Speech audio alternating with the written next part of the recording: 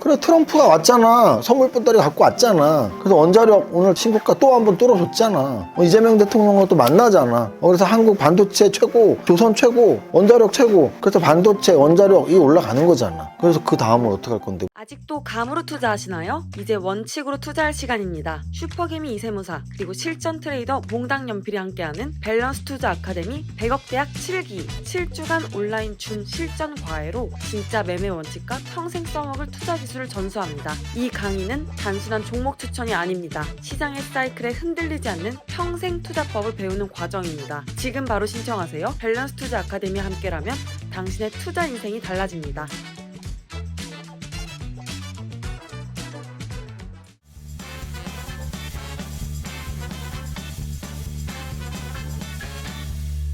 대표님, 네, 연정씨 왔어요.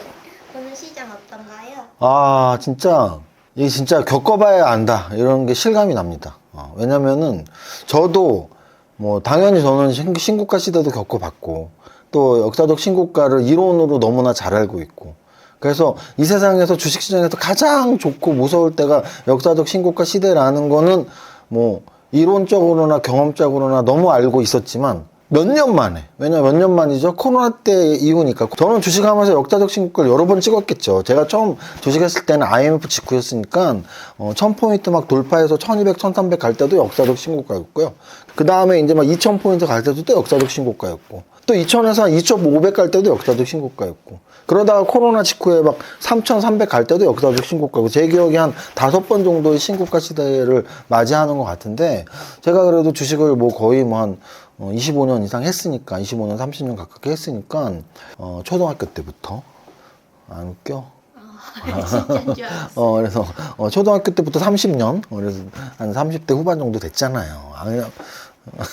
그래서 어쨌든, 역사적 신고가를 4-5번 겪었는데, 그래도 몇 년에 한 번 겪으니까 그 역사적 신고가의 무서움도 알고, 가장 물 들어올 때 노져야 되고, 물반 고기반 다 모든 용어를 다 갖다 붙여도 시원치 않을 정말 강하다는 거 알았지만, 또 이렇게 겪어보니까 야, 진짜 생각보다 진짜 너무 강할 수밖에 없고, 그게 가장 큰 이유는 뭐냐면 끝이 가늠이 안 돼. 도대체 이게 언제까지 가는 거지? 언제까지?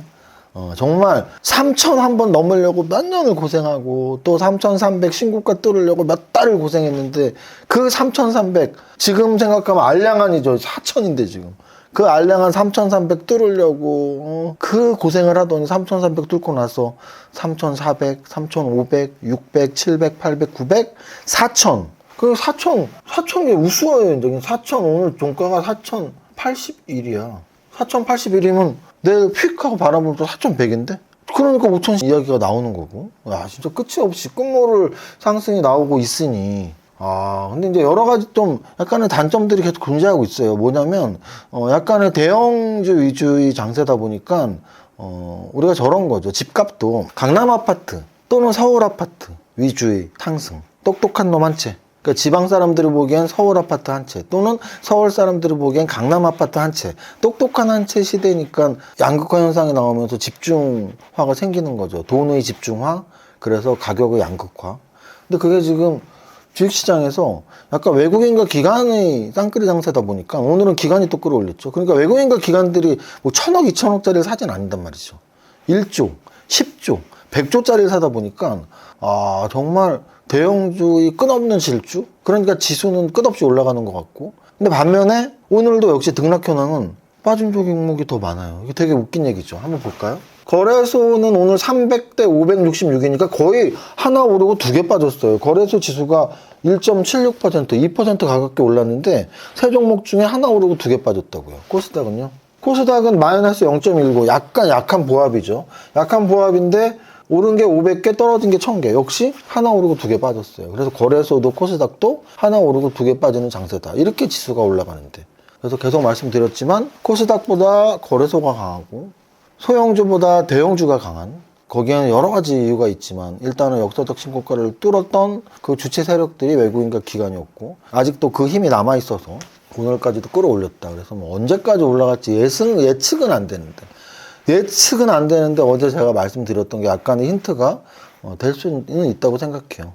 지금 오늘 올랐던 이유도 여러분들 신문 보세요. 기사 보시면, 그래, 트럼프가 왔잖아. 선물 보따리 갖고 왔잖아. 그래서 원자력 오늘 다 신고가 또 한 번 뚫어줬잖아.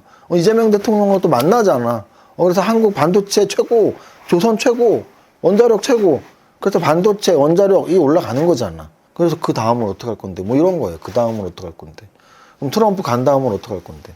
그래서 저는 아주 조심스럽게 오늘이 수요일이잖아요. 이번 주 목금이 만약 올라간다면 거의 하이라이트 피크고 못 올라간다면 이제 내일부터는 꺾이는 그런 걸 예상을 해요. 그러니까 무슨 뜻이냐면 우리가 이런 게 있어요. 여러분들이 홀짝 게임을 할 때 홀짝 게임을 확률에서 홀짝 게임을 동전을 던졌는데 앞면이야 뒷면이야 했을 때 앞면이 10번 나왔어. 그럼 그 다음번에 뒷면이 나올 확률이 더 높아지나요? 그렇지 않아요. 동전을 던져갖고 앞면이야 뒷면이야 하면 앞면이 10번 나왔어도 그 다음번에는 앞뒤가 똑같이 50%의 확률이거든요.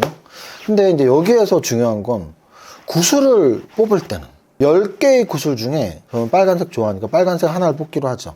10개 중에 9개가 까만색이고 1개가 빨간색이에요. 그러면 첫 번째 빨간색을 뽑을 확률은 10분의 1이죠. 하나니까 빨간색이. 근데 만약 하나 검정색을 뽑았어. 그럼 그 다음엔 빨간색이 나올 확률이 높아지나요? 다시 안 집어넣으면 높아지죠. 왜? 구슬은 9개만 남았고 그 중에 하나가 빨간색이니까 9분의 1이 되죠. 그 다음에 검정색을 뽑았어.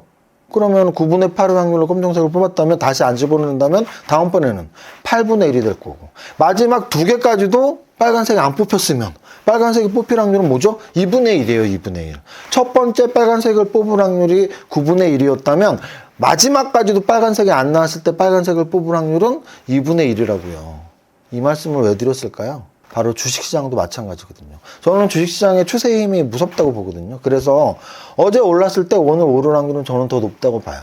그래서 이틀, 3일, 4일 계속 추세의 힘으로 올라갈 확률이 더 높다고 봐요. 그래서 어제 오른 업종 좋아하고 어제 지수가 올랐으면 강하네요 라고 하는 거예요. 그래서 신고가 시대를 좋아해요. 그런데 3,300에서 3,500, 4,000, 4,100까지 쉼없이 왔어. 그럼 계속 올라갈수록 추세의 힘이 더 강력해져갖고 이제 막 죽을 때까지 하루도 안 떨어지고 이게 아니고 떨어지고 조정을 안 받고 계속 올라가기만 한다면 조정받을 확률이 조금씩 더 커지는 검정색을 뽑았는데 다시 집어넣지 않는 그런 확률인 거죠. 왜냐하면 올라갔다 떨어졌다를 반복하면서 올라가면은 조정을 받고 올라가는 거니까 상관이 없는데 계속 올라가기만 했다면 검정색을 뽑고 다시 안 집어넣고 빨간색이 뽑힐 확률, 즉 상승만 계속하고 아직 하락이 안 나온 그 확률, 그러면 이렇게 강하게 올라갈수록 하락할 확률은 조금 더 높아지고 그리고 그 하락의 깊이는 좀 더 깊어질 수 있다는 걸 말씀을 드리는 거예요. 그때가 생각이 납니다. 2년 전 2차전지 피크 때 이상하네요 했더니 댓글에서 배 아픈 거 아니냐, 2차전지가 이렇게 잘 가는데 배 아픈 거 아니냐. 배 아픈 게 아니고 저는 정상과 비정상의 이야기를 하는 거예요. 와, 4,100까지 왔다고? 근데 조정을 안 받는다고? 언제 조정을 받을까 했을 때 API 끝날 때 조정받는 거 아니야? 그럼 이제 끝나지 않나요? 그러면 내일 목요일 또는 금요일 이제 조정이 시작이 올 수 있지 않나? 이런 생각을 하는 거예요. 자, 그 다음 코스닥은 0.19% 빠졌습니다. 그래서 거래소만의 상승, 대형주만의 상승이 오늘도 굉장히 강하게 나온 거죠. 코스닥은 마이너스인데 거래소는 플러스 1.7%. 약간의 기형적인 그런 모습이 나왔다라고 말씀드리는 거고요. 그 다음 대형주 보겠습니다. 대형주에서 제가 여러분들 예전에 그 말씀 혹시 기억나시나요? 아마 유튜브 오래 보신 분들은 말씀 기억나실 텐데 SK하이닉스가 삼성전자의 시총을 올라갈 수도 있겠네요 라고 했던 말 기억하실 거예요. 요즘에 보면 삼성전자 10만 원 넘었다고 드디어 삼성전자 10만 전자 그래도 썩어도 준치 삼성전자 최고 이런 언론 기사들이 꽤 나옵니다. 물론 시총 1위에 대한 우대라고는 할 수 있어요. 하지만 극티의 입장에서 보면은 삼성전자 600조거든요. SK하이닉스 400조예요. 이제 1.5배밖에 안 돼. 예전에는 3배, 4배였거든요. SK하이닉스가 100조일 때 삼성전자가 400조였어. 4배, 5배였어요. 4배, 5배. 100조 때 400조, 500조였어요. 그런데 지금 SK하이닉스가 400조인데 삼성전자 600조야. 1.5배야. 제 생각엔 SK하이닉스 시총이 더 커질 수도 여전히 있다라고 생각합니다. 어쨌든 오늘도 삼성전자는 1% 올랐는데 SK하이닉스는 7% 올랐고요. 사실 앞거는 두산에너빌리티예요. 아까 말씀드렸지만 마스가, 마누가 이런 말 있잖아요. 그래서 마스가는 쉽, 조선업, 마누가는 뉴클리어의 원자력. 그래서 와, 이렇게 간다고? 시총 5위라고? 60조짜리까지 됐다고? 원자력. 그래서 저는 사실 그런 생각을 해요. 물론 조선주와 원자력주를 갖고 있는 분들이 듣기에는 아우 저 고리타분한 얘기하네, 또는 아유 지가 없다고, 내가 없는지 봤어? 근데 어쨌든 그런 생각을 해요.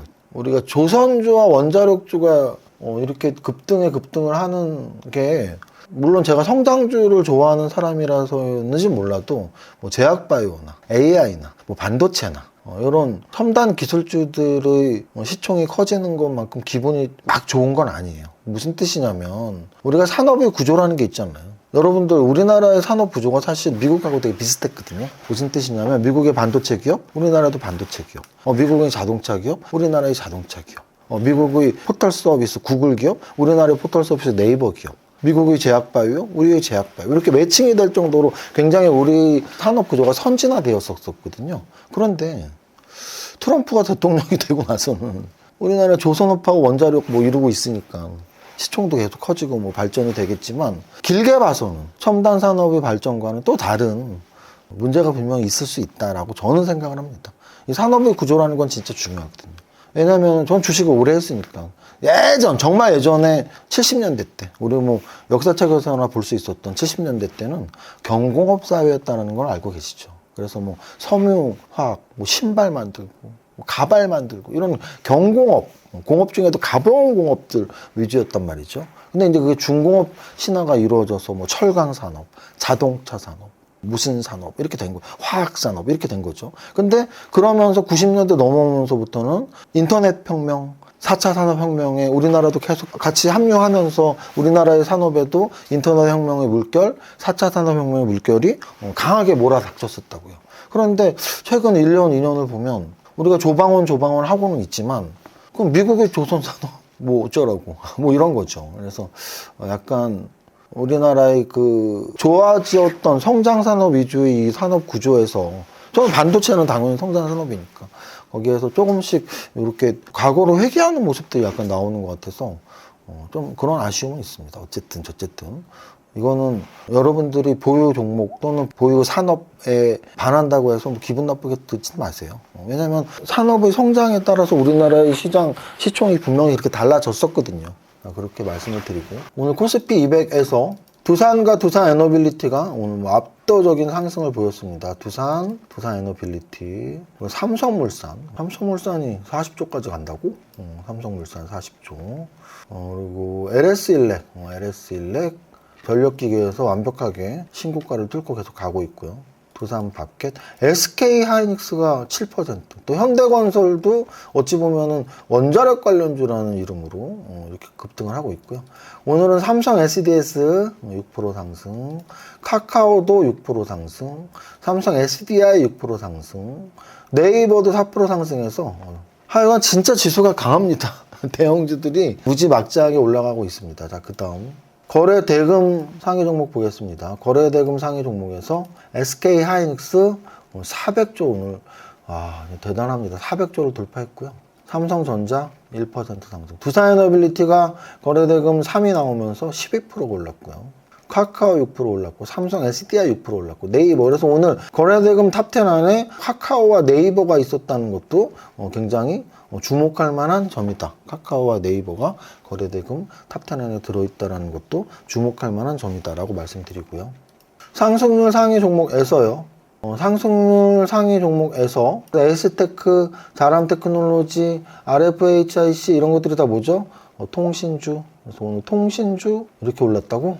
통신주. 솔리드까지 뭐 오늘 통신주가 다 올랐네요. 통신주.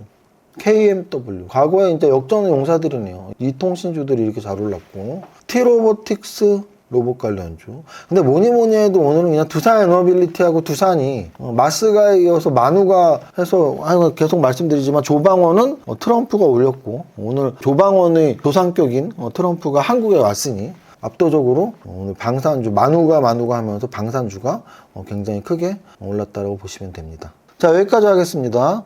저희 밸런스 아카데미에서는 우리 여러분들에게 물 들어올 때 노져라 특집으로 지방 강연을 돌고 있습니다. 그래서 여러분들이 고정 댓글에서 우리 동네도 오나? 확인하시고 지방 강연 신청하시고요. 그리고 이세무사 강의 듣고 싶다. 건대 강의는 계속 말씀드리지만 마감이 됐습니다. 죄송합니다. 마감이 됐어요. 그래서 단기매매 강의라도 들어야지. 단기매매 강의라도가 아니고 제가 단기매매 강의에서 신고가 전력기기 LS1렉 보면 되는데 뭐 이렇게 말씀드렸던 거 이미 홍보로도 한번 나갔었는데요. 이번 11월 달 단기매매는 더욱더 좋은 업종, 탑픽 업종에서 탑픽 종목 선정하는 거 또 보여드리겠습니다.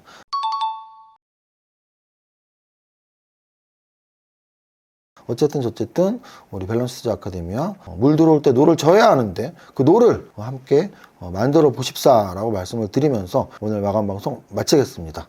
첫 번째 줄만 하겠습니다. 시작. 나는 10년 안에 100억 투자할 거야. 파이팅!